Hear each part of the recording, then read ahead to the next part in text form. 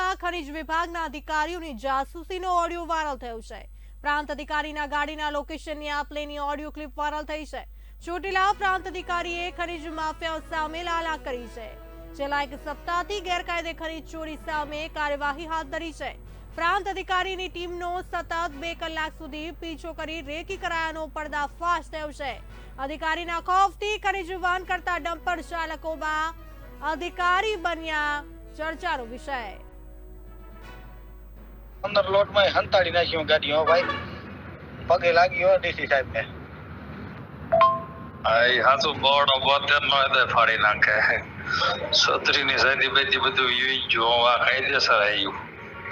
સિલિટી આલો રોયલ્ટી લઈને એમ કે ડીસી સાહેબ ને વાયસરે ઢીલા પડી ગયા હો કે ભાગો તો મારી ભમકા લાગે નું ભરું છે કે મારા વાયસર ફાટે।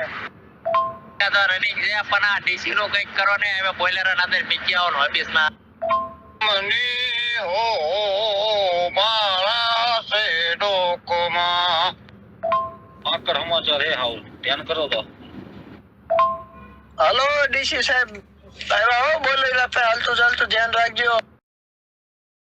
તાલુકાની અંદર સતત ખાણ ખનીજની જે પણ કાંઈ ચોરી થાય છે એ ચોરીને અટકાવવા માટે અમારી ટીમ સતત પ્રયત્નશીલ છે અને છેલ્લા 20 દિવસની જો હકીકતો આપને જણાવીએ તો 40 ડમ્પર છે, 2 હિટાચી છે, 2 4 વ્હીલર છે, 8 મોબાઈલ અને 2 બાઇક, એમ મળીને કુલ 46 વાહન અને 8 મોબાઈલ, જેની રકમ 10 કરોડ 4,46,642 મુદ્દામાલ છે એ જપ્ત કરવામાં આવેલો છે।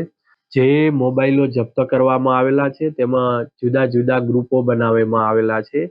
એ ગ્રુપોની અત્યારે માહિતી છે, માહિતી અમારી કચેરી દ્વારા છે એ એકત્રીકરણ થઈ રહ્યું છે।